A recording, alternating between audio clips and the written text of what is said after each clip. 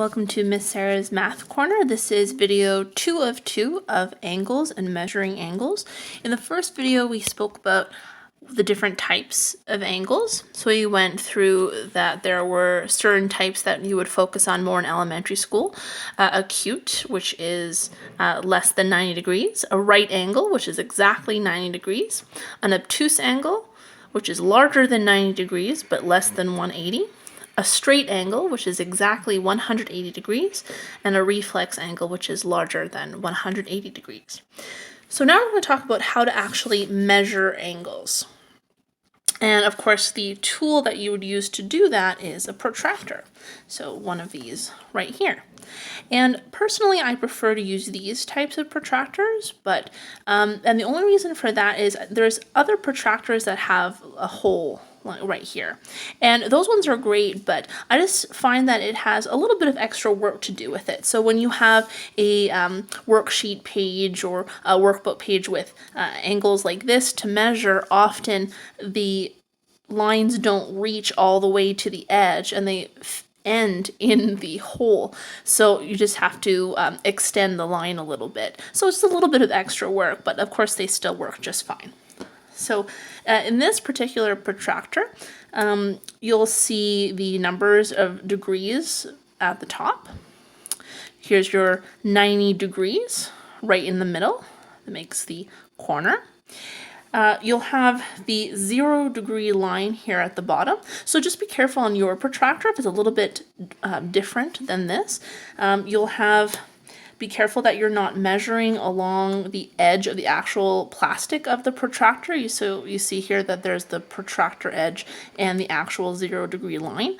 Just make sure that you're measuring along the 0 degree line and not the edge of the protractor. And another important point of this protractor is the origin of the protractor right here in the middle, which is where this T is. And that, of course, is going to help us a great deal in the actual measurement because the origin is what we need to line up with the vertex, which, as discussed in the last video, is the point where the angle, where the two lines of the angle meet. Okay, so you'll see in the protractor here, we'll have the numbers on either side. On this particular side, we have the smaller numbers at the bottom and the larger numbers at the top, and then vice versa on either side. And it works much like a regular ruler, that each little line is 1 degree. And of course it goes by 5s here with the longer line indicating a jump of 5 degrees each time. So we'll start off with our example here. And like I said in the last video, it's really important when you go about starting to measure your first angles that you have to be able to recognize the different types of angles first, because that's going to help in your measurement. So when you come across an angle that you need to measure, you need to ask yourself, okay, what type of angle is this? This one's pretty small, so I can guess that it's probably an acute angle, right? So I know that it has to be less than 90 degrees. Okay, so when I go to measure it, I need to make sure, like I said before, that the origin and the vertex, so the origin of the protractor and the vertex of the angle line up exactly. I also need to make sure that at least one of the lines of the angle are on the 0 degree line of the protractor. So I'm going to line it up like this. So you see that you can put exactly on the line as careful as you can. And so now you can barely even see the line behind it, that I know it's exactly on the 0 degree line, and that it is on the vertex and the origin meet up exactly. And now I'm going to look to where the other line of the angle is. And then I have a choice here. I can extend it if I like, so I can go exactly to where it is. If you'd like to extend the line, just make sure you use the edge of the protractor to extend it like a ruler. You could do this with a pencil or something in a workbook or whatnot. And that way you'll guarantee to read it properly. So I'm going to just line it up again, origin to vertex along the 0 degree line. Okay, then I'm going to come up here. So as I look at the smaller lines here, I'm going to say, okay, I have two possibilities here. I'm going to go by the bottom. So I have my 0, 10, 20, 30, 40. Here's my 40, 41, 42, 43, 44 degrees. Okay, here's one option. But then I also have this one at the top.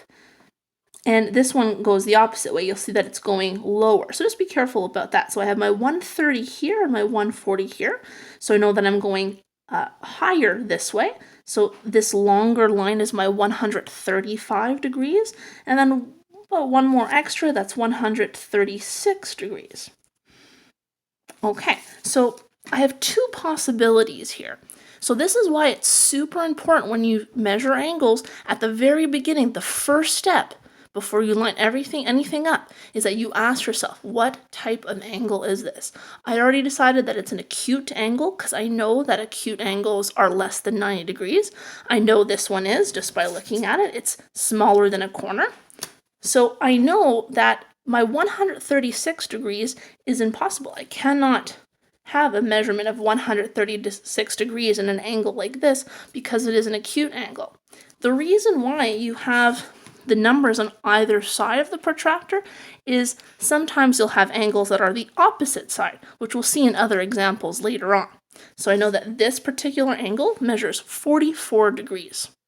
And depending on your teacher, most of them accept a margin of error plus or minus 2 or 3 degrees. So that means if the actual answer for this was 44 degrees, and let's say you put on a test or a worksheet or something, you put that the measurement was 46 degrees, you'd still get it correct. Or if you put as 42 degrees, it would also still be correct. Because it's hard sometimes when you do photocopies to get it exactly. But if it's any more than that, chances are you made an error in your measurement. So just be careful with that to make sure that it's exactly on the line. Let's look at some other examples. So I have this one that's kind of upside down. And the really amazing thing about measuring angles that most of the time you're going to be doing it on worksheets or a workbook, which of course you can turn over. So I always find it super easy to make sure I have the baseline that's facing towards me so I could really make sure to line it up with my protractor as easily as possible. So don't be shy to turn the paper around or the workbook around. It really does make it easier. So I'm looking at this angle and what do you think? First step, what kind of angle could it be? Well, the trick, of course, as mentioned in the last video, is I don't even think I'll have to measure this because, remember that? A 90-degree angle or a right angle is a corner. And one of the symbols to show that it is a 90-degree angle is that square right there. So that square is showing me that this angle is 90 degrees. I don't even have to measure it. In other cases, you'll have a little bubble that will show you that you would have to measure the angle. This particular case, that square is helping me out. I know that this angle is going to be 90 degrees. All right, let's take a look at this one. So here's one that's completely upside down. And again, if I start going ahead to measure this, I'm gonna start running into trouble, right? I'm gonna start lining up my vertex and origin of the protractor and see, okay, well, my line is all the way down here. It's not even touching the protractor. So I just need to make sure in this case that I make my life easier once again and just turn the paper around. So I can put it like this, so it's easier for me. I could put it like this, whatever I like. I'm gonna leave it like this. So I'm gonna ask myself, what type of angle is this? Is it smaller than a corner? Smaller than 90 degrees, or is it larger than 90 degrees? And that's right, it is an obtuse angle, so it's definitely larger than 90 degrees, larger than a corner, so it has to be something that's over 90 degrees. So I'm going to line up my base line here with the protractor. Make sure it's exactly on the 0. Make sure that the vertex and origin are lined up. And I'm going to come up here to check. So in this case, I know that it's an obtuse angle, so I'm not going to be looking at the top. I'm going to be looking at the bottom because those are my larger numbers, and I know it has to be larger than 90. Here's my 90 right in the middle, 100, 105, 6, 7, 8, 9. It's about here. So we can say that this angle measures approximately 108 or 109 degrees. And again, you have that margin of error, plus or minus 2 or 3 degrees. Even if the answer was exactly 108 or exactly 109, you'd still be marked correct in this particular case. As long as, of course, you make sure that you look at the appropriate numbers depending on what type of angle it is. Finally, our last example. I'm going to put my paper up the right way. So this is what I was talking about before, that the angle is the wrong way. And in this case, that is why your numbers are on opposite sides of the protractor. Now, some people feel more comfortable like this, but again, if you like it on the right side and it's easier for you, if you like it on the left side, it's easier, just turn your paper around and whatever works. As long as your baseline matches up with your 0 and your vertex and origin match up as well. So, what did I forget? I forgot to ask myself, what type of angle is it? This is a very, very small angle, so it is acute. It must be less than 90 degrees. Then I'm going to go line up the protractor. Everything is lined up properly. 0, 10, 15. I think I need to extend this a little bit more to make sure I could read it properly. There we go. Don't be shy to write on your paper to make sure. It's, again, whatever's easier for you.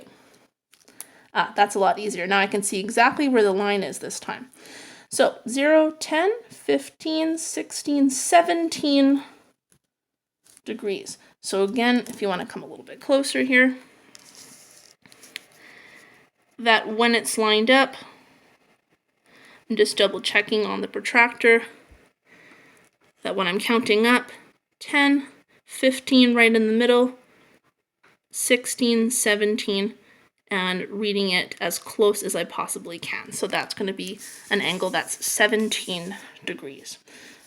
So again, as long as you ask yourself, what type of angle is it, and you feel comfortable with the type of angles, you shouldn't have any trouble. And if you line up the protractor with the angle, turning the page or workbook so that it is easier for you to measure, that you have your baseline. You don't have to measure anything upside down as long as it goes in as a baseline for you and your protractor. And again, whatever is easier for you. I hope that helps with measuring angles, and I'll see you next time.